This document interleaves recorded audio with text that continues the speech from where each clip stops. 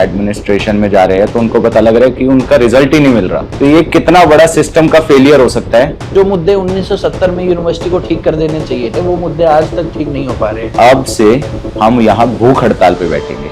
हर साल हम वादे सुनते ही हैं। एसपीएम कॉलेज में ऊपर से छत गिरी, जो 2-3 स्टूडेंट्स को चोट भी आई, तो ये वेट मेरे ख्याल से बिल्डिंग गिरने का ही कर रहे हैं। रियल मुद्दों पे कोई क्यों नहीं बात कर रहा? क्या यूनिवर्सिटी में सिर्फ यही मुद्दे थे? एक आए, आप बैठे 10 मिनट के लिए, एक रील बनाई 5 मिनट में और वहां से निकल गए। रील तो आपकी तरफ भी बनाते हैं। आप सिर्फ कमेंट्स में इन बच्चों को एक प्रोपेगेंडा के तौर से यूज कर रहे हो। अरे भाई, इंडिविजुअलिटी से उठो। डूसू सिर्फ एक आदमी नहीं है। दिक्कत हमारी यूनिवर्सिटी की भी है, क्योंकि ये जो ट्रस्ट है ये सस्टेनेबल ट्रस्ट नहीं है, ये लंबा चलने वाला नहीं है।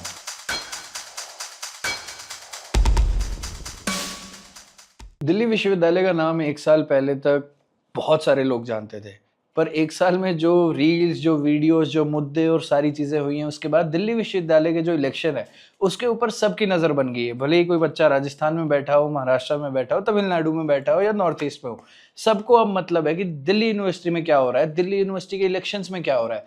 बिकॉज जो यहाँ राजनीति होती है वो पूरे देश की राजनीति को, स्टूडेंट इलेक्शंस को डिफाइन करती है। और पिछले साल जो हुआ वो आप सभी ने देखा कि हर चीज़ के ऊपर वीडियोस बन रही है, हर चीज़ के ऊपर मुद्दे बाहर आ रहे हैं और वो ज़रूरी भी है। एक स्टूडेंट लीडर को ये सारी चीज़ें करनी चाहिए और उनको मुद्दों को सॉल्व करवाना आना चाहिए। अब नया साल है, नए युवा लोग आएंगे, नए नए मुद्दे उठेंगे।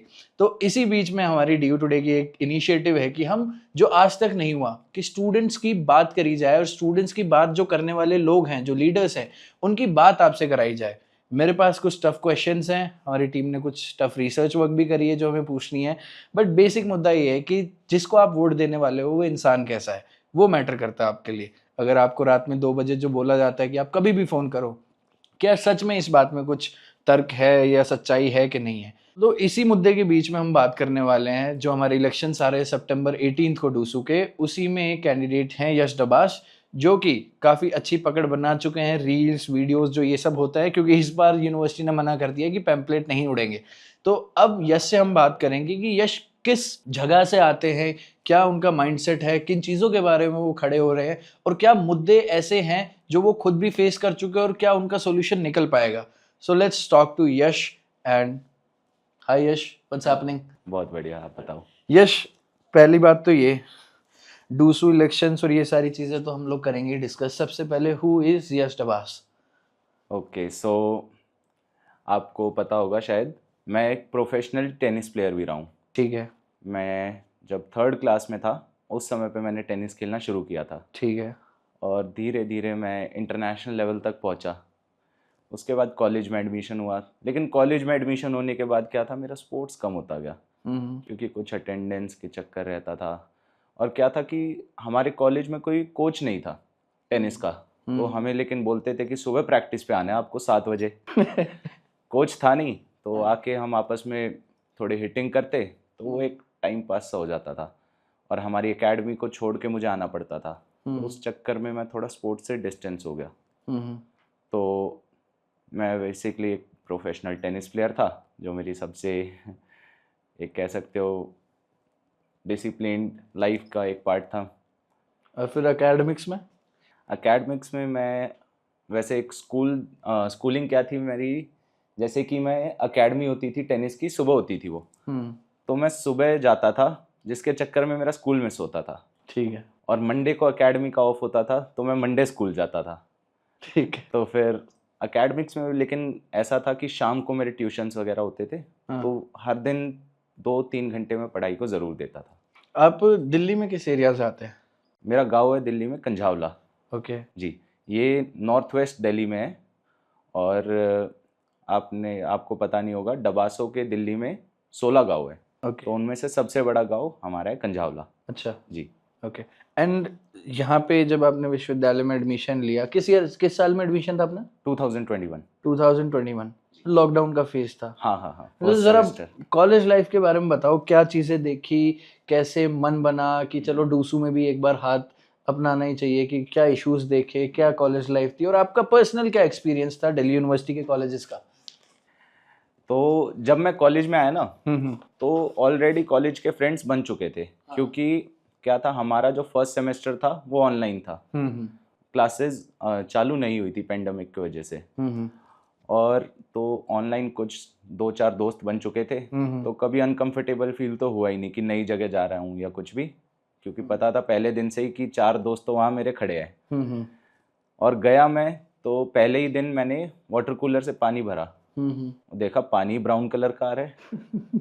मैं एक बार को तो कंफ्यूज हो गया कि कोक तो नहीं है इसमें। फिर मैंने देखा कि यार ये तो बड़ी ख़राब हालत है। और मैंने पहले ही दिन जाके एक एप्लीकेशन लिख के प्रिंसिपल सर को दे दी। ठीक है। उस समय मुझे कुछ पता भी नहीं था कि ये कैसे होगा क्या होगा, मुझे लगा एप्लीकेशन दूंगा तो हो जाएगा। लेकिन उस पर ना कोई रिप्लाई ना कुछ और। तो कुछ ABVP के लोग थे हमारे कॉलेज में ही, वो उन्होंने मुझसे कांटेक्ट किया। और वो मुझे पहली बार जब मिले थे जब मैं कॉलेज के अंदर आया था, तो उन्होंने मेरा तिलक लगा के स्वागत किया। गेट पे मुझे मिले, मे आई हेल्प यू का एक बैच पहन के। ठीक है। तो उनने मुझसे खुद कनेक्ट किया कि आपने ऐसी एप्लीकेशन दी है। मैंने कहा हाँ जी भाई दी है। कहते हम भी इस चीज़ पे काम कर रहे हैं। तो मैंने कहा बताओ ना होगा कैसे। तो उन्होंने फिर मुझे बताया कि इसके हमें प्रोटेस्ट करना पड़ेगा। फिर तो मैं एक बारी को घबरा गया कि यार प्रोटेस्ट कैसे करूँगा, कभी प्रोटेस्ट किया तो कॉलेज से ना निकाल दे। लेकिन फिर उन्होंने मुझे साथ दिया और हमने एक प्रोटेस्ट किया 2nd या 3rd वीक में ही। उसके बाद वाटर कूलर्स रिपेयर हुए। ठीक है जी। तो ये तो काफ़ी इंटरेस्टिंग स्टोरी थी कि इनिशियल डेज में ही आपने ऐसी चीज़ें देखी, प्रोटेस्ट करा, तो इसका मतलब कहीं ना कहीं इंक्लिनेशन था इस चीज़ों में। जी, इंक्लिनेशन नहीं, मैंने तो एक रैंडम आप बोल सकते हो एक एप्लीकेशन लिखी थी, क्योंकि मेरे को नहीं लगता कि हर दिन कोई स्टूडेंट जाके पानी की बोतल कैंटीन से लेगा। और ठंडा पानी, मतलब ये तो एक बेसिक नीड है जो स्टूडेंट्स के पास होनी चाहिए। तो पानी के लिए, क्योंकि मैं स्कूल में भी अब हम जाते थे तो कोई पानी की बोतल खरीदता ही नहीं था, सब जाते थे अपनी बोतल लेते थे, वाटर कूलर पे पहुंच जाते थे। क्लास में 2-4 मिनट का बंक भी हो जाता था कि ma'am may I go to washroom या फिर may I go to fill water, और 10 बोतल लेके जाते थे अपने साथियों की, सबकी वहीं से भर के लाते थे। लेकिन यहाँ पे आके देखा वाटर कूलर ऐसा, पहले दिन तो मैं घबरा गया। अब हमने शुरू कर दी अपनी खालसा से जर्नी, हम आगे बढ़ गए हैं। टीचर्स कैसे मिले? What sort of academic culture आपने देखा विश्वविद्यालय में, अपने कॉलेज में देखा, बाकियों के कॉलेज में देखा, सुना, एग्जाम्स, रिजल्ट, सेमेस्टर, ये जो एक टिपिकल शेड्यूल है स्टूडेंट्स का, उसके बारे में थोड़ा बताओ कि टीचर्स और एग्जाम्स कैसे रहे? टीचर्स तो देखो हर तरीके के हैं। कोई टीचर ऐसा भी था जिनसे मेरी बहुत अच्छी बॉन्डिंग है। हाँ। अभी भी मेरी उनसे ही मान लो हफ्ते में एक बार बात हो ही जाती है, मतलब घर जैसे ही उनसे बात होती है कभी भी कि कैसे हो सर आप, मैम कैसे हो आप। और कुछ टीचर ऐसे थे जिनसे क्लास में भी नहीं बनती थी। और एग्ज़ाम्स भाई साहब, क्या टाइमिंग होती है हमारे एग्ज़ाम्स की। या तो इतनी गर्मी में होंगे कि एग्ज़ाम लिखते लिखते पसीने टपक रहे एग्ज़ाम शीट पे, या इतने ठंड में होते हैं कि हाथ नहीं चल रहा, हाथ कांप जाते हैं। तो एग्ज़ाम्स, और गर्मी में क्या, विंडोज़ बंद कर दी, सफोकेशन इतनी क्लास में, एक क्लास में 100 बच्चे बैठे हुए हैं, वो सब एग्ज़ाम लिख रहे हैं, पानी भी कभी कभी आ रहा है तो आ रहा है वरना नहीं आ रहा। इतनी बुरी हालत हो जाती थी। शुरू के एक आधे सेमेस्टर में तो एग्ज़ाम लिखना इतना मुश्किल हो गया था हमारे लिए, लेकिन फिर आदत हो गई।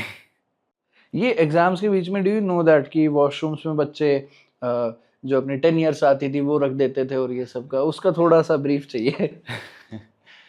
हाँ, ये काम बहुत देखे हैं। जैसे हमारे खालसा कॉलेज में क्या है, जो वॉश बेसिन था तो उसके नीचे थोड़ा सा होल था, तो उसमें बच्चे अपनी चिट्स डाल के छोड़ जाते थे और आते थे वहाँ से निकाल के देख रहे होते थे। एक आधा फंस भी जाता था, उन पे UFM भी लगती है। लेकिन कुछ कुछ सक्सेसफुल हो जाते थे इस काम में। एक जो स्कूल में एक डिसिप्लिन मेंटेन करता है स्कूल कि आप 8 बजे एंट्री करोगे, 2 बजे आपको छुट्टी कर दी जाएगी। कॉलेज में है नहीं, कॉलेज का बस टाइम टेबल आ जाता है कि 8:40 पे आपकी क्लास है और 2 बजे जाना है। उसके बीच में आपको इस विश्वविद्यालय की लाइफस्टाइल क्या लगती है? एक नॉर्मल बच्चे की क्या लाइफस्टाइल है? देखो इसमें क्या है, एक तो आपके हर एक कॉलेज में हर एक तबके से स्टूडेंट है, बिल्कुल नीचे से लेके बिल्कुल ऊपर तक, और सब साथ में रहते हैं। तो मुझे लगता है एक पर्सनैलिटी डेवलपमेंट के लिए DU एक बहुत अच्छी जगह है। अगर आप जाओगे तो आप हर वर्ग के लोगों से बात करोगे, उनके साथ रहोगे। हमारे हर दोस्त क्या थे, हमें कॉफ़ी का बड़ा शौक़ था, तो फिर एक मिस्टर बीन कॉफ़ी, हम वहाँ जाते थे डेली, जाके एक एक कॉफ़ी पी के आ गए क्लासेस के बीच में जब टाइम होता था। या सामने मानसरोवर हॉस्टल है, उसके साइड में कैंटीन है, तो वहाँ पे जाके नूडल्स वगैरह खा लिए। तो काफ़ी घूमना फिरना रहता था, कई बार मूवीज़ देखने चले गए, कुछ भी। तो एक कोई लोड नहीं रहता कॉलेज में, जो मुझे लगता है स्कूल वाला मतलब इतना वो नहीं है कि हाँ आपको इस टाइम यहाँ आना ही है। तो एक फ्री था थोड़ा। लवली। तो कब ऐसा लगा कि यार अब जो प्रॉब्लम्स हम देख रहे हैं, जो क्योंकि एज अ स्टूडेंट हम लोगों ने बहुत कुछ फेस किया है, एक बच्चे के ऊपर जो बीत रहा है वो वही जानता है कि उसका रिजल्ट नहीं आया है, किसी और का आया ना आया उसको सच में उस चीज़ से इतना फर्क नहीं पड़ेगा, बट उसका रिजल्ट आया नहीं है, उससे उसको दिक्कत होगी। क्या जो सब लोग बोलते हैं कि भाई इतना टेंशन फ्री रहते हैं, बट अटेंडेंस का अब थोड़ा सा इशू होने लग गया है, पर प्रॉपर गाइडलाइंस नहीं है। तो कब मन में आया कि यार अब खड़ा होना पड़ेगा, या फिर अब किसी चीज़ के थ्रू पार्ट लेना ही पड़ेगा कि स्टूडेंट्स का वेलफेयर हो? अभी आपको मैं बताता हूँ, एक ऐसा इशू चल रहा है, अगर कोई स्टूडेंट अपना रिजल्ट खोल रहा है, तो पहले तो क्या था, एक इशू चल रहा था ईआर आ रही है, अब ऐसा आ रहा है वो खाली आ रहा है, ब्लैंक। और वो जा रहे हैं एडमिनिस्ट्रेशन में जा रहे हैं, तो उनको पता लग रहा है कि उनका रिजल्ट ही नहीं मिल रहा। तो ये कितना बड़ा सिस्टम का फेलियर हो सकता है, आप खुद सोचिए। मैं एग्ज़ाम दे के आया, मान लो कि मैं एग्ज़ाम दे के आया और फिर मैं रिज़ल्ट का वेट कर रहा हूँ, जिस दिन सबका रिज़ल्ट आया मेरा रिज़ल्ट आ रहा है ब्लैंक। तो मेरे घर वाले भी मुझसे पूछ रहे हैं क्या रिज़ल्ट आया। तो एक स्टूडेंट के ऊपर बहुत प्रेशर इस चीज़ से क्रिएट होता है, क्योंकि इसका कोई सॉल्यूशन भी नहीं निकाल पा रहे। कौन देगा सॉल्यूशन? सॉल्यूशन के लिए मुझे लगता है एक तो कोई ग्रीवियंस हेल्पलाइन या कुछ भी होना चाहिए, या फिर हमें एक कॉमन पोर्टल बना देना चाहिए जिसमें आपके ग्रीवियंस हो, अटेंडेंस हो, आपकी फ़ीस हो, हर एक चीज़ का एक कॉमन। मान लो आपने कोई ग्रीवियंस भी डाला तो उसका 24 to 72 आवर्स के अंदर रिप्लाई आना चाहिए, वो चीज़ सॉल्व होनी चाहिए। दिल्ली यूनिवर्सिटी को छोड़ के मैंने कुछ रिसर्च की थी बाहर की यूनिवर्सिटीज़ के ऊपर, तो MIU वगैरह जैसे है, तो इनमें क्या है, इनमें अगर आप देखोगे तो 24 to 72 आवर्स के अंदर वो रिप्लाई करते हैं, क्वेरी को सॉल्व करते हैं। और यहाँ तो आप कितने ही धक्के खा लो, आपके पैर थक जाएंगे, लेकिन शायद ही आपकी क्वेरी सॉल्व हो पाएगी। तो क्वेरी सॉल्व नहीं हो रही हैं, बच्चे परेशान हो रहे हैं, सिस्टमेटिक एरर है, और फिर मौका मिल जाता है लोगों को उस चीज़ पे प्रोटेस्ट करने का, वीडियो बनाने का। तो जो ये वीडियो का कल्चर चल रहा है यूनिवर्सिटी में, उस पर क्या कहना है? वीडियोस का कल्चर देखो, अगर आप प्रॉब्लम्स की वीडियोस बना रहे हो तो कोई बात नहीं, लेकिन मेरा ये मानना है कि उसको सॉल्यूशन तक लेके जाना आपका काम बनता है।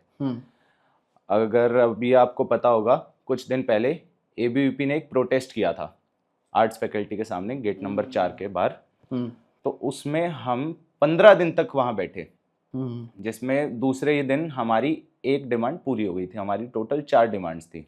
ठीक है। ICC ठीक से एक्टिव हो हर कॉलेज में, जो अनएथिकल फ़ी हाइक थी कॉलेजेस में वो वापस कम हो, ठीक है, 1 course 1 fee for PG courses, और एक सेंट्रलाइज्ड हॉस्टल एलोकेशन सिस्टम, जो जैसे अलग अलग कॉलेजेस हॉस्टल्स में जाके धक्के ना खाने पड़े, और एक ही फॉर्म भर के आपको हर एक हॉस्टल के लिए एलिजिबल माना जाए। तो हमारी ये हॉस्टल वाली जो सेंट्रलाइज्ड हॉस्टल एलोकेशन थी, वो डिमांड हमारी दूसरे दिन पूरी हो गई थी, लेकिन बाकी 3 डिमांड बची थी। हम उसके लिए 15 दिन तक वहाँ बैठे, कोई रिस्पॉन्स नहीं। 15वें दिन हमने डिसाइड किया कि अब से हम यहाँ भूख हड़ताल पे बैठेंगे। हम 36 घंटे से ज़्यादा वहाँ भूख हड़ताल पे बैठे, और उसके बाद वहाँ से प्रॉक्टर निकल के आई, बाकी जो पदाधिकारी है वो निकल के आए, जूस का ग्लास लाए और एक लेटर लाए कि बाकी सारी भी डिमांड्स आपकी पूरी हो गई है। तो अगर कर रहे हो तो उसको सॉल्यूशन तक लेके जाओ। ऐसा नहीं कि एक आए आप 10 मिनट की आप बैठे 10 मिनट के लिए, एक रील बनाई 5 मिनट में और वहाँ से निकल गए। प्रॉब्लम तो अब भी वही है ना भाई, प्रॉब्लम कैसे सॉल्व होगी? और अगर प्रॉब्लम सॉल्व नहीं हो रही है तो फिर तो आप कितनी रील बनाए जाओ। ठीक है यार, मतलब मुझे ऐसा लगता है कि रील बनाना ठीक है, बहुत अच्छी बात है, ज़रूरी, क्योंकि आज का मीडियम ऑफ कम्युनिकेशन वही है, बट रील तो आपकी तरफ भी बनाते हैं। हाँ, रील बिल्कुल बनाते हैं, लेकिन मैंने आपको क्या बताया, हम 15-16 दिन बैठ सकते हैं और हम बैठे हुए हैं। हम कोई ये नहीं आते कि 10 मिनट का प्रोटेस्ट किया, उसमें 5 हमारी रील्स बन चुकी है और फिर वहाँ से गायब। सॉल्यूशन तक पहुँचे या नहीं, हमें कोई मतलब नहीं। अगर स्टूडेंट्स का काम ही नहीं करवा पा रहे हो, तो आप किस लिए आप रिप्रेजेंटेटिव हो? आपको वो सॉल्यूशन तक पहुँचाना आपकी ज़िम्मेदारी है। ना कि वीडियो बनाना। बिल्कुल। ओके। हमने कुछ मुद्दे वैसे बैकएंड में हम जो डिस्कस कर रहे थे कि इंफ्रास्ट्रक्चर के बहुत सारे लैप्सेस आ रहे हैं, छत गिर रही है, जो एक टिपिकल मूवीज में होता है कि टीचर पढ़ा रहा है, उसके सर पे ही पंखा गिर जाए और वो सर पकड़ के बैठ जाए, खून आए। तो ऐसे इंसिडेंट्स बहुत सारे हमने पिछले साल देखे। अब ये हमारा मुद्दा है कि इंफ्रास्ट्रक्चर पे कुछ हो। तो what do you think and what is ABVP thinking कि जो इंफ्रास्ट्रक्चर की अब क्रिपलिंगनेस है कि टूट रहा है इंफ्रास्ट्रक्चर यूनिवर्सिटी का, वो कभी भी एक बड़े स्केल पे टूट सकता है, उसके बारे में एबीवीपी का क्या ख्याल है, what is your thought on it? सबसे पहले, जितनी लापरवाही बरती जा रही है इस चीज़ में, मैं आपको लिख के दे सकता हूँ, आने वाले कुछ सालों में एक बिल्डिंग ही गिरेगी। और देख लेना, उस हादसे के बाद भी शायद ये ना जागे। अब ये वेट किस चीज़ का कर रहे हैं? एक पंखा गिरा जो प्रोफेसर के सर पे गिरा। एसपीएम कॉलेज में दीवार ऊपर से छत गिरी, जो 2-3 स्टूडेंट्स को चोट भी आई। तो ये वेट मेरे ख्याल से बिल्डिंग गिरने का ही कर रहे हैं। उसके बाद जब कोई बड़ा हादसा होगा तो शायद ये जाग जाए।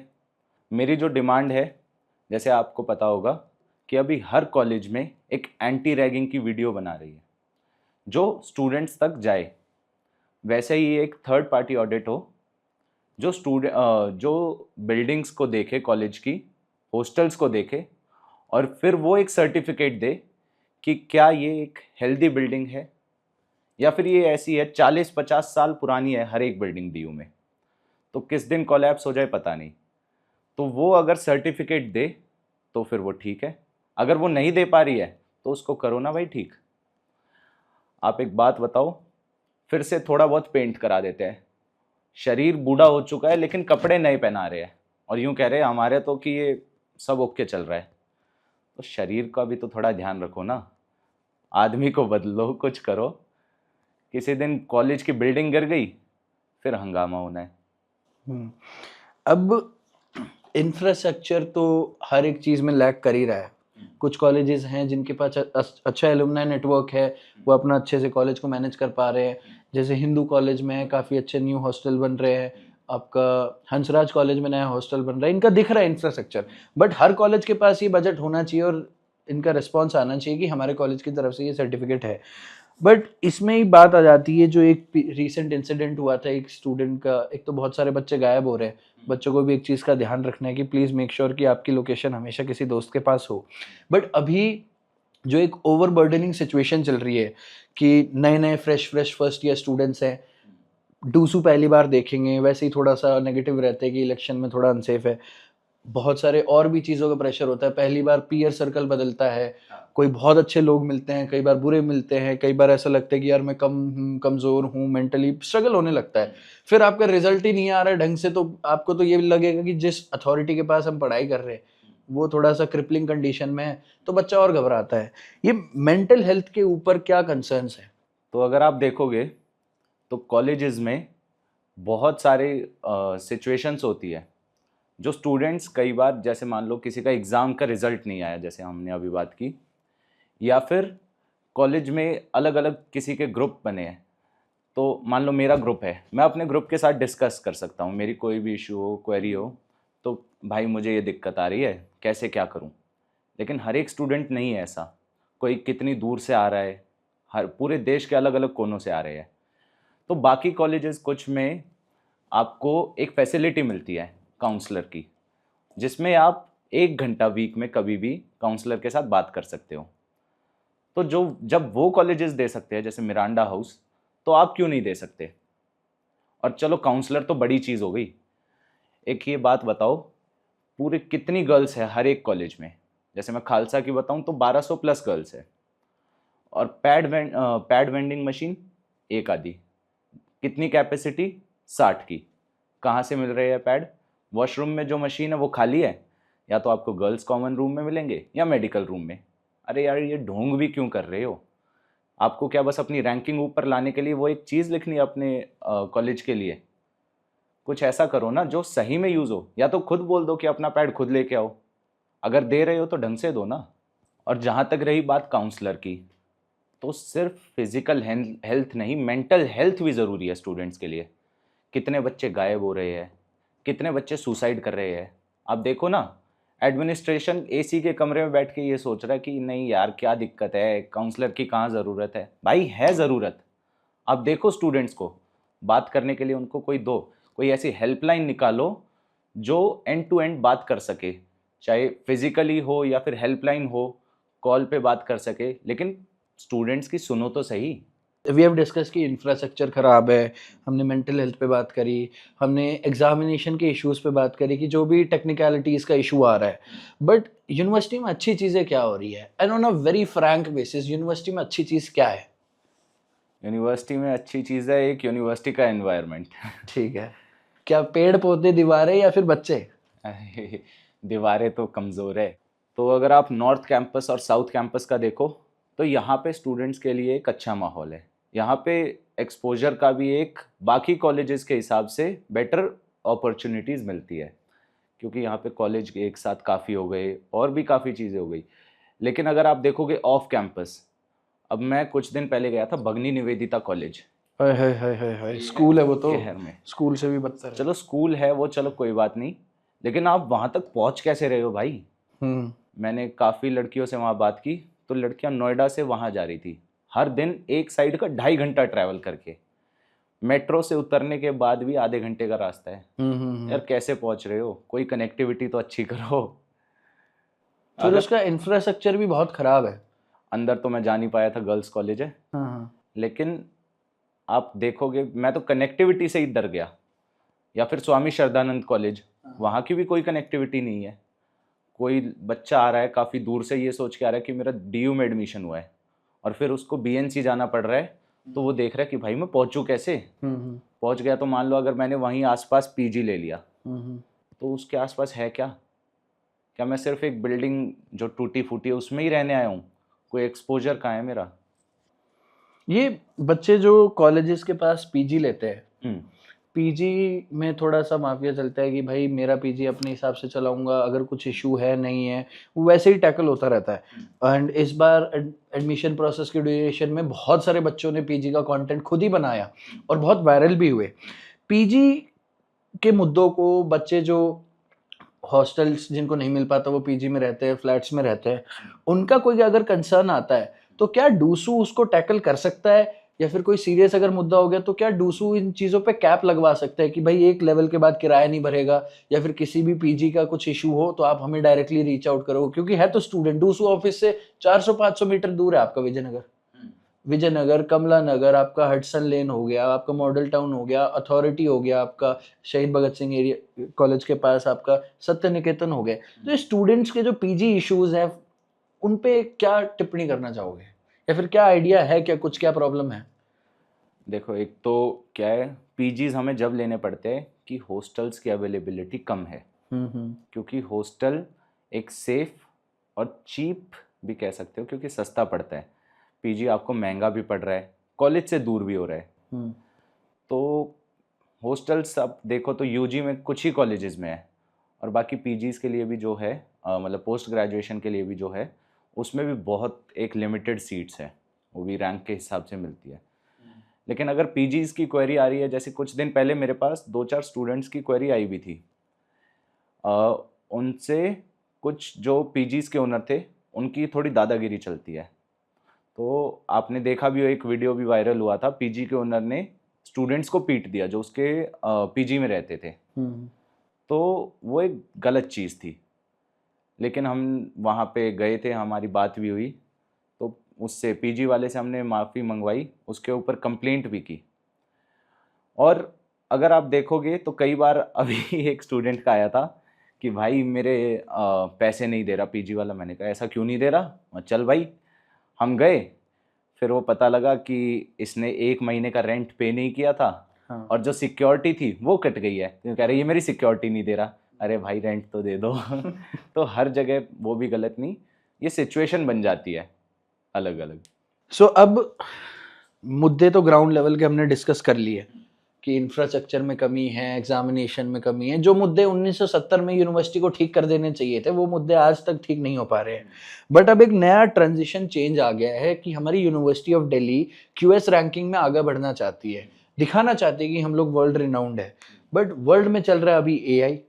देश का रिसर्च वर्क, उसका इंजन ऑफ रियल ग्रोथ होता है उसका स्टूडेंट कल्चर क्या है, उसकी यूनिवर्सिटीज में कितनी फ्रीडम और डेमोक्रेसी परपिचुएट कर रही है।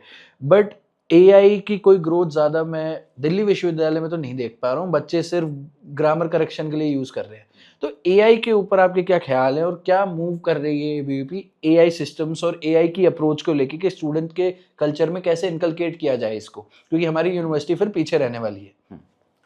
देखो, एक तो मेरी यूनिवर्सिटी से मांग रहेगी कि आप एआई सब्सक्रिप्शन दो हर एक स्टूडेंट को, और सिर्फ सब्सक्रिप्शन नहीं, एक प्रॉपर आप क्लास रखो जिसमें आप स्टूडेंट को एआई यूज़ करना सिखा सको। क्योंकि सबसे पहले स्टूडेंट्स को यूज़ करना नहीं आ रहा, स्टूडेंट्स क्या टीचर्स को तक यूज़ करना नहीं आ रहा। आप अपने टीचर्स को सिखाओ और उसके बाद आप उन टीचर्स को ही बोलो कि आप स्टूडेंट्स को सिखाओ। क्योंकि अगर आप देखोगे तो ये सिर्फ मैं अपनी यूनिवर्सिटी की बात नहीं कर रहा, बाकी यूनिवर्सिटीज़ जो है वो देती है एआई सब्सक्रिप्शन, जैसे चैट जीपीटी एडू करके देती है। हाँ जी, हर एक स्टूडेंट के लिए, हर एक टीचर के लिए।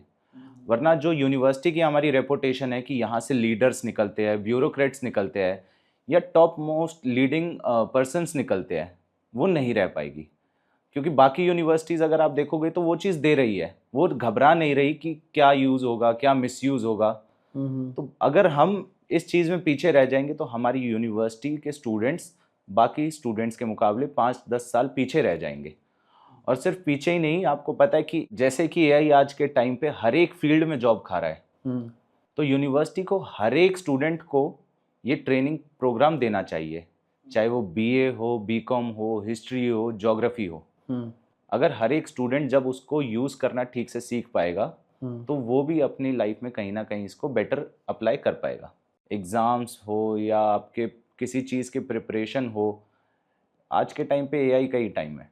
तो सबसे पहले क्या करना है फिर? खुद सीखना है। और खुद नहीं सीख पा रहे तो यूनिवर्सिटी सिखाए। बिल्कुल, ट्रेनिंग प्रोग्राम हो ना। अगर हमें कहीं से इसको प्रॉपर सीखने की जगह मिलेगी, हमें एक ट्रेनिंग प्रोग्राम करवाया जाएगा कि हाउ टू यूज़ एआई, तो वहीं से हम सीख पाएंगे। और हो सकता है मैं भी फिर 4 लोगों को सिखाऊं, अपने साथ वालों को। ये एक इंटरेस्टिंग पॉइंट में बताया कि अगर एक लड़का सीख जाता है तो वो 4 लोगों को सिखाता है। तो एजुकेशन का रोल ऐसा हुआ कि अगर एक बच्चा दिल्ली विश्वविद्यालय में पढ़ गया किसी परिवार का, तो वो परिवार की राह कहीं ना कहीं मोड़ता है। बिल्कुल। मैं बताऊं तो मेरे दिल्ली यूनिवर्सिटी में मेरे पिताजी भी पढ़े हुए हैं। मेरे पापा शिवाजी कॉलेज से पास आउट है, फिर मेरा भाई राजधानी कॉलेज से, और मैं फिर श्री गुरु तेग बहादुर खालसा कॉलेज में एडमिशन लिया। तो मुझे लगता है एक लेगेसी तो है जिसको देख के हम आ तो रहे हैं, लेकिन हमें क्या लेगेसी के अलावा कुछ और चीज़ें मिल रही है? हम आ क्यों रहे हैं कि ओहो ये तो इंडिया की सबसे बड़ी यूनिवर्सिटी है, बेस्ट यूनिवर्सिटी है। फिर आके देख रहा हूँ जो मेरे दोस्त थे जिनके यहाँ एडमिशन नहीं हो पाए, उनने कुछ प्राइवेट यूनिवर्सिटीज़ में लिए या अलग यूनिवर्सिटीज़ में लिए, उसका इंफ्रास्ट्रक्चर बहुत बढ़िया है, हमारा तो नहीं है। तो क्या सिर्फ हम लेगेसी के नाम पे ले रहे हैं? अब यूनिवर्सिटी को थोड़ा भागना पड़ेगा, औरों के साथ compete और उनसे आगे निकलना है तो हमें तेज़ भागना ही पड़ेगा। आप ये देखो ना, प्रिंसिपल का रूम हो या फिर आपका एडमिनिस्ट्रेशन का रूम हो, वहाँ टाइल भी लग जाती है, बढ़िया एसी भी होता है। और अगर आप क्लासरूम देखोगे तो सीमेंट की फ्लोरिंग होती है, टूटे फूटे वही पुराने बेंच होते हैं, बहुत पुराना इंफ्रास्ट्रक्चर होता है। तो वैसा ही बनाओ ना यार सबके लिए, क्यों अलग कर रहे हो? चलो वो टीचर्स हैं, उनके लिए थोड़ा बेटर होना चाहिए, लेकिन ये नहीं कि अब वहाँ से निकल के वो कॉलेज ही अलग लग रहा है। सो अभी हमने बात करी, एआई सिस्टम पे बात कर ली, इंफ्रास्ट्रक्चर पे बात कर ली, बहुत सारे ऐसे मुद्दे टच किए जो स्टूडेंट के कोर इश्यूज हैं, एग्जाम से लेके उनके बाहर मेट्रो कंसेशन पास तक के मुद्दे हो गए। पर अब मुझे एक चीज़ बताओ, फीमेल सेफ्टी, वुमेन सेफ्टी, क्योंकि हमारी टीम में भी बहुत सारे लोग हैं और हम लोग जब इंटरनल डिस्कशन करते हैं तो मुद्दा प्रोमिनेंटली बाहर रहता है कि ये जा ही नहीं रहा है, कितना भी कुछ हो जाए ये जा ही नहीं रहा है। तो थोड़ा इसके बारे में बताओ कि वुमेन सेफ्टी के रिलेटेड एबीवीपी, यश दबास क्या सोच रहे हैं, कैसे आगे बढ़ सकते हैं और क्या प्रॉब्लम्स आइडेंटिफाई करी हैं, थोड़ा उसके बारे में बताओ। मैं आपको एक बात बताता हूँ कि इस साल के हमारे जो एडमिशन है उसमें 50% से ज़्यादा गर्ल्स के एडमिशन है। और हमारे डीयू में 2 टाइप के कॉलेजेस है, कोविड कॉलेज और गर्ल्स कॉलेज। वैसे कोविड कॉलेज भी सेफ़ है, लेकिन कुछ पेरेंट्स गर्ल्स के अपनी बेटियों का एडमिशन गर्ल्स कॉलेज में कराते हैं, लेकिन गर्ल्स कॉलेज में जाके फिर हॉस्टल नहीं हुए हैं। अगर हॉस्टल नहीं है तो उनको बाहर रहना पड़ रहा है, बाहर रहना पड़ रहा है तो फिर वही पीजी माफिया। तो इस चीज़ों से बचने के लिए कुछ दिक्कत हमारी यूनिवर्सिटी की भी है, क्योंकि ये जो ट्रस्ट है ये सस्टेनेबल ट्रस्ट नहीं है, ये लंबा चलने वाला नहीं है। जो अभी पेरेंट्स कर रहे जी हैं कि बिल्कुल, अपने बच्चों को जो ये भेज रहे हैं। पेरेंट्स का ट्रस्ट है ये सस्टेनेबल ट्रस्ट इसलिए नहीं है क्योंकि गार्ड्स बहुत कम है। आप देखोगे रात को रोड पे लाइट नहीं है। पर ये हमारी यूनिवर्सिटी की खुशकिस्मती है कि हमारे पास Miranda House, LSR, JMC, Gargi, इन कॉलेजेस जैसे एक जेम्स है हम्म जिनके ऊपर पेरेंट्स का ट्रस्ट डेवलप हो रखा है। हम्म लेकिन ये पेरेंट्स का ट्रस्ट सस्टेनेबल ट्रस्ट नहीं है, क्योंकि ये छूटता जा रहा है। अब आप देखोगे जो लक्ष्मीबाई कॉलेज है वहाँ से जो मेट्रो का रास्ता है उसके ऊपर हमारे पास इतनी कंप्लेंट्स आई कि वहाँ कॉलेज के बाहर से मेट्रो तक लड़के उनको फॉलो करते हैं। या आप अभी विवेकानंद कॉलेज में देखोगे तो एक कंप्लेंट आई थी कि बाहर से ऑटो वाला उनकी वीडियोस बना रहा है। हम्म तो ये ट्रस्ट कैसे बिल्ड होगा? ये सस्टेनेबल तो नहीं है। अब यूनिवर्सिटी को ये करना चाहिए, एक तो गार्ड की संख्या बढ़ानी चाहिए हर गर्ल्स कॉलेज में। उसके अलावा जो लाइटिंग सिस्टम है, रोड्स पे जितनी भी लाइट्स हैं उनको सबको नई लगवाओ और हर एक लाइट जलनी चाहिए। अब देखोगे नॉर्थ कैंपस में भी ऐसे बहुत एरिया है जहाँ पे रात को बिल्कुल अंधेरा होता है। तो सेफ्टी का तो इशू वहीं खराब हो गया। और उसके अलावा हर गर्ल कॉलेज के बाहर एक पीसीआर रहनी चाहिए। कुछ वैसे कोएड कॉलेजेस के बाहर भी रहनी चाहिए, वहाँ भी काफी बदनाम है लड़ाइयों के लिए। लड़ाइयों से क्या रिलेशन रहा है? ना अपनी कोई ऐसी लड़ाई हुई नहीं है ज़्यादा, अच्छा। छोटी मोटी कभी हुई हो तो हुई होगी। डूसू जीतने के बाद होगी राइवलरी। नहीं नहीं, डूसू जीतने के बाद भी क्यों लड़ना है यार, स्टूडेंट्स का काम कराना है। लड़ाई से क्या है, टाइम खराब ही होता है। तो इससे बढ़िया अपने हाथ जोड़ के चलो, लेकिन अगर दिक्कत आ रही है तो हाथ तोड़ना भी जानते हैं। अब हमने बहुत सारी बातें करी कि इंफ्रास्ट्रक्चर हो, एआई सिस्टम हो, फीमेल सेफ्टी हो, बहुत सारे ऐसे मुद्दे जो बाहर की यूनिवर्सिटीज़ में भी है उनको भी टैकल किया जाए और यूनिवर्सिटी अब थोड़ा सा भागे, ना कि सिर्फ नोटिफिकेशंस या फिर पीआर के लिए वेट करे। तो डूसू का इसमें क्या रोल रहता है? डूसू की जो इंडिविजुअलाइजेशन होने लगी है कि अब डूसू को एक पर्टिकुलर नाम से जाना जाने लग गया कि एक कैंडिडेट ने ये कर दिया, पर डूसू की वैल्यूज क्या है, डूसू क्या रिप्रेजेंट करता है, आप क्या डूसू के अंदर करवा सकते हैं और एबीवीपी का क्या नजरिया है डूसू के लिए, उसके बारे में जरा बताएं। तो हमारे एबीवीपी में हमें क्या सिखाया जाता है कि इंडिविजुअलिटी से ऊपर हट के काम करना। ऐसा कुछ नहीं है कि यश डबास है तो यश डबास ही दिखेगा। हम सब मिलकर चलेंगे, पूरा एबीवीपी एक साथ चलेगा, पूरे स्टूडेंट से एक साथ चलेंगे। अगर किसी एक स्टूडेंट की भी क्वेरी आ रही है तो उसको सॉल्व कराने का काम है, सिर्फ रील बनाने का भी नहीं। अगर रील बना भी रहे हैं तो चलो रील हम भी बनाते हैं, मैं नहीं कह रहा कि मैं रील नहीं बनाता, लेकिन उसको सॉल्यूशन तक भी लेके जाना है। अब आप एक बात बताओ, एनएसयूआई क्या दिखा रही है स्टूडेंट्स को? आज ही की खबर देख लो आप, अभी खबर आई थी कि राजधानी कॉलेज में 2 एनएसयूआई वालों के आपस में क्लैश हो गए। तो वो एक स्टूडेंट्स के वो क्या मैसेज पहुंचा रही है? बच्चे कैसे बात करेंगे?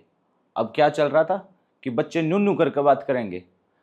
अरे भाई इंडिविजुअलिटी से उठो, डूसू सिर्फ एक आदमी नहीं है।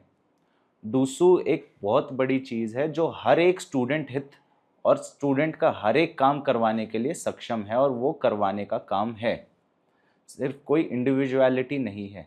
आपका पीआर है, आप उससे गेन कर रहे हो, चलो वो अच्छी बात है, लेकिन सिर्फ पीआर गेन कर रहे हो वो तो गलत है ना। देखो अब जो दिल्ली में होता है वो सारे देश में होता है। अब दिल्ली में अगर आप ये चीज़ करोगे कि न्यू न्यू करके बात करेगा, या प्रिंसिपल के ऑफिस में जाके गोबर पोतते हो, या फिर आप किसी पीडब्ल्यूडी वाले टीचर के साथ बदतमीज़ी करते हो, तो वो चीज़ आपको देख के सारे देश में होगी। दिल्ली के बाद पंजाब यूनिवर्सिटी हो, पटना यूनिवर्सिटी हो, राजस्थान यूनिवर्सिटी में हो, हर जगह होगी। मैं आपको एक बात बताता हूँ, जो डूसू इलेक्शन है दिल्ली यूनिवर्सिटी स्टूडेंट यूनियन का जो इलेक्शन है वो वर्ल्ड का सबसे बड़ा स्टूडेंट यूनियन का इलेक्शन है। तो हमें यहाँ अपने स्टैंडर्ड्स हाई रखने पड़ेंगे। अगर हम यहाँ पे ही आके इंडिविजुअलिटी को इतना हम फोकस दे रहे हैं कि हम सिर्फ वो मुद्दे उठा रहे हैं जिसमें हमारे पीआर को फायदा हो रहा है, जो एक पीआर स्टंट हो रहा है, और ऐसे हजारों मुद्दे मैं आपको बता सकता हूँ जिनके बारे में बात तक नहीं की गई। तो क्यों सिर्फ ऐसे मुद्दे उठाए जा रहे हैं जिसमें उनकी रील अच्छी बन रही है? डूसू के हाई स्टैंडर्ड पे लाने के बजाय एनएसयूआई ने उसको एक इंडिविजुअल लेवल पे लाके ख़त्म कर दिया है। ऐसे ही मुद्दे क्यों उठाए जा रहे हैं जो एक पीआर स्टंट है? क्यों सिर्फ वो मुद्दे उठाए जा रहे हैं जिनकी एक रील अच्छी बन सकती है? रियल मुद्दों पे कोई क्यों नहीं बात कर रहा? क्या यूनिवर्सिटी में सिर्फ यही मुद्दे थे? इतने मुद्दे हैं यार स्टूडेंट्स के। अब देखो 1000 मुद्दे मैं गिनवा दूंगा आपको, उन पे एक ने भी किसी ने बात की? चलो आपने मुद्दे उठाए, आप उन मुद्दों से हो सकता है किसी हमारे भाई बहन की मदद भी हुई हो, लेकिन सिर्फ मुद्दे उठाने से क्या वो मुद्दा ख़त्म हो गया? आपको इतना तो करना था कि उस मुद्दे को ख़त्म तो करके जाते। जो आप एक चेंज की बात करते हो वो चेंज तो लाते। आज भी यूनिवर्सिटी वहीं की वहीं है और आपका प्रोपेगेंडा फुल ऑन है। आप सिर्फ कमेंट्स में उन बच्चों को एक प्रोपेगेंडा के तौर से यूज़ कर रहे हो, और हमें एबीवीपी ने ये सिखाया नहीं है कि हम एक प्रोपेगेंडा बनाए। हमें सिखाया जाता है हम छात्र हित की बात करें, हम राष्ट्र हित की बात करें, और जब तक हम प्रॉब्लम टू सॉल्यूशन नहीं पहुंच जाते जब तक हम नहीं रुके।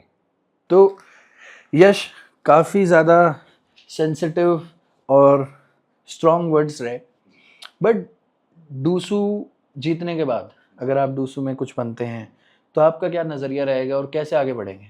मैं कोई ऐसी चीज़ नहीं करना चाहूँगा कि मेरी जो बनाई हुई फाउंडेशन है वो मेरा टेन्योर ख़त्म होते ही ज़ीरो हो जाए।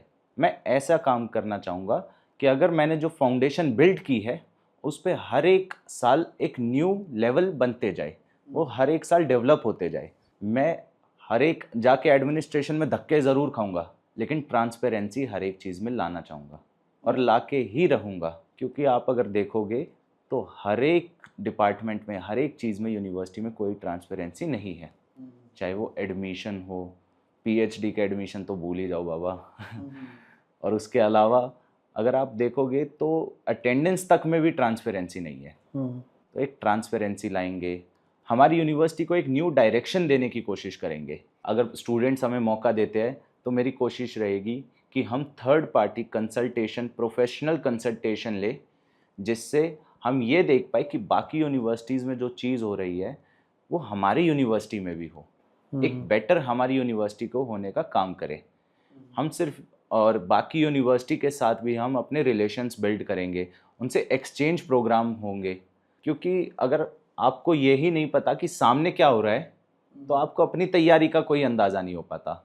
अगर मैं सिर्फ अपने घर में रहूं कि हाँ मेरा घर तो बहुत अच्छा है, अगर मैं किसी और के घर में भी जा रहा हूँ देख रहा हूँ कि अरे यार इसका तो मुझसे भी अच्छा है, मैं क्या बदलाव ला सकता हूँ, तो हमें बदलाव लाने हैं। दूसरी चीज़ों से सीख के हमें खुद को बदलना है। हमें अगर स्टूडेंट्स मौका देती है तो एबीवीपी का जो भी हम अभी मैनिफेस्टो तैयार कर रहे हैं, स्टूडेंट्स से जाके उनकी परेशानियाँ पूछ रहे हैं, हम उस पर पहले दिन से काम करना शुरू कर देंगे। उसके अलावा जो मेरी एक प्रोफेशनल अप्रोच है, तो हम थर्ड पार्टी कंसल्टेशन लेंगे, जो प्रोफेशनल कंसल्टेशन रहेगी बाकी यूनिवर्सिटीज़ से। जैसे मैंने बताया था आपको, एक प्रॉपर एक सिंगल पोर्टल हो, सिंगल ऐप हो, जिसमें हमारी यूनिवर्सिटी की हर एक चीज़ ट्रांसपेरेंसी हो। उसके अलावा मुझे लगता है कि दिल्ली यूनिवर्सिटी इतनी कैपेबल है कि वो एक साल में 20 साल का काम कर सकती है। बस उसके लिए हमें उस थोड़ा सा स्ट्रक्चरिकल चेंज, थोड़ा रूटीन चेंज करना पड़ेगा। मैं पूरी विश्वविद्यालय को बदलता हुआ देखना चाहता हूँ। यश, डूसू के बारे में जो आपने मुद्दे मेरे को बताए काफ़ी डिफरेंट है पिछले सालों से। ऑब्वियसली जैसे वो एआई वाला हुआ और थर्ड पार्टी कंसल्टेशन का पॉइंट हुआ, ये मेरे को बहुत अच्छे लगे, बट देखना पड़ेगा कि इनकी सक्सेस क्या रहेगी। क्योंकि देखो हर साल हम वादे सुनते ही हैं, हर साल हम हर जगह के मैनिफेस्टो देखते हैं। आप एक बात बताओ, आपको कितना एआई आता है? मेरे को उतना ही आता है जितना मैं कंपनी चला लेता हूँ। तो अगर हम किसी चीज़ को सीखेंगे, कोई हमारी वर्कशॉप होगी, तभी तो हम आगे बढ़ पाएंगे ना। तो हमें भी उस चीज़ को सीखना पड़ेगा, हमें टाइम लेना पड़ेगा, धीरे धीरे चीज़ें डेवलप होगी। तो जैसे मैंने आपको बताया कि मैं एक ऐसी नींव रख के जाऊँगा जिसपे हर साल एक फ्लोर बढ़ता जाए। हम्म। तो उसी की कोशिश है बस। ठीक है, लवली। अगर अगली साल तक कुछ चीज़ें नहीं हुई तो मैं वीडियो ज़रूर डालूंगा, ताकि लोगों को लगे कि भाई ऐसा नहीं चल रहा है। But lovely points. हम भी सजेशन देते ही हैं यूजुअली सबको कि कुछ चीज़ें हैं स्टूडेंट्स के लिए जो करनी चाहिए और जो इमीडिएट बेसिस पे बदलनी चाहिए, जो कि एग्जामिनेशन का एक ऑनलाइन पोर्टल, आप प्लीज़ हाथ जुड़वा के प्लीज़ ऑनलाइन पोर्टल को प्रॉपर करवा लो। ये सारे कुछ मुद्दे हैं जो बहुत ज़रूरी हैं। एआई रेस में हमारी यूनिवर्सिटी को आगे रहना है, ये भी बहुत ज़रूरी मुद्दा है। और इतनी बात करने के बाद मेरे को ये तो समझ में आ गया कि थोड़ा कन्विक्शन तो जा रहा है। और जीत की आपको क्या लग रही है प्रिपरेशन की, जीत सकते हैं? एबीवीपी को मिलेगी इस बार सीटें? जहाँ तक मुझे लग रहा है स्टूडेंट्स को चेंज चाहिए। उन्होंने बहुत एग्रेशन देखा। एग्रेशन चलो कोई नहीं, स्टूडेंट लीडर है, एग्रेशन कहीं ना कहीं आ जाता है, लेकिन वो काम नहीं हुए। तो स्टूडेंट्स को एक ऐसी ही ऑर्गेनाइजेशन चाहिए जो स्टूडेंट्स के लिए उनका सॉल्यूशन तक पहुंचाने का काम करे। जहाँ तक मुझे लगता है अब की बार एबीवीपी 4-0 से जीत के सबको एक चीज़ दिखा देगी कि हम सिर्फ रील नहीं, रियल में काम करना जानते हैं। Okay, that's a big statement. I hope that happens. I don't know, मैं किसी की तरफ इंक्लाइन नहीं हूँ। अच्छा, यश आपने मेरे को इतने स्ट्रॉन्ग वर्ड्स में बता दिया कि चलो ये चीज़ें होंगी वो होंगी, पर एबीवीपी वैसे करता क्या, अलग क्या है, डिफरेंस क्या है एनएसयूआई से? देखो, एबीवीपी के अपने अलग अलग गतिविधि आयाम है। जैसे एसएफएस, स्टूडेंट फॉर सेवा, एसएफडी, स्टूडेंट्स फॉर डेवलपमेंट, या जिसको किसी स्टूडेंट को अगर स्पोर्ट्स में इंटरेस्ट है उसके लिए खेलो भारत, किसी को एक्टिंग या फिर डांस वगैरह इन चीज़ों में, एक्स्ट्रा करिकुलर एक्टिविटीज़ में, मंच में पसंद है चीज़ें, उसके लिए आरकेएम, राष्ट्रीय कला मंच। चलो आपको मैं एक चीज़ और बताता हूँ। अब हमारा स्वयं सिद्धा चल रहा है। स्वयं सिद्धा क्या है कि हमारी जो बहनें हैं कॉलेजेस में, जो अचीवर्स है, चाहे वो किसी भी फील्ड में हो, स्पोर्ट्स हो, ईसीए हो, या फिर एकेडमिक्स हो, या एनसीसी हो, और भी कोई भी फील्ड हो, उसमें जो हमारी बहनें अच्छा कर रही है उनको हम सम्मानित करने का काम करते हैं। पिछली बार भी हुआ था जिसमें स्मृति ईरानी जी आई थी, और हमारी जो वुमेन गर्ल्स अचीवर्स हैं उनको अवार्ड दिए गए थे। उससे क्या है, एक मोटिवेशन आती है। अगर आप किसी काम को कर रहे हो, you are doing good in it, तो उसमें अगर आपको कोई प्रेस करे तो आपको एक और अंदर से बेहतर करने का जज्बा जागता है। तो इसलिए हमारा एक स्वयं सिद्धा का इवेंट होता है जो एक काफ़ी बड़ा इवेंट होता है, और उसकी रजिस्ट्रेशन अभी भी चल रही है। तो मैं हर एक अपनी यूनिवर्सिटी की बहन से कहूँगा कि आप इसमें रजिस्टर करें और इसका एक बार पार्ट बन के देखें। Okay, please do guys, please do. अगर इसका कोई फॉर्म होगा, लिंक होगा, तो will put it in the bio. ठीक है, तो यश, हमने बहुत सारे मुद्दों पे बात करी, काफ़ी चार्मिंग, काफ़ी बोल्ड, काफ़ी फ्रेशनेस मेरे को लग रही है कुछ मुद्दों में आ रही है। भले ही हम लोग वो मुद्दे टैकल कर रहे हैं जो आज से 20-30 साल पहले टैकल हो जाने चाहिए थे, बट आई होप इन मुद्दों पे काम हो। आई होप इन मुद्दों पे कुछ मूव हो, एक्शन दिखे ग्राउंड लेवल पे, ताकि हम लोगों की प्रेस करने का मौका मिले। हम लोग हमेशा ही डूसू के अगेंस्ट ही वीडियो डालनी पड़ती है, क्योंकि डूसू कर ही नहीं पा रहा होता इधर कुछ। हम देखते हैं ना, हमें चीज़ें पता चलती है, हम तो प्रोपेगेंडा के अंदर नहीं आते। बट मेरी कोशिश रहेगी कि हम लोग भी आपके साथ काम कर पाए, आगे चीज़ें हो पाए। भले ही एनएसयूआई जीते, एबीवीपी जीते, हमें उससे इतना ज़्यादा रिलेशन नहीं पड़ता है, बट जो भी जीते काम हो एक्शन पे।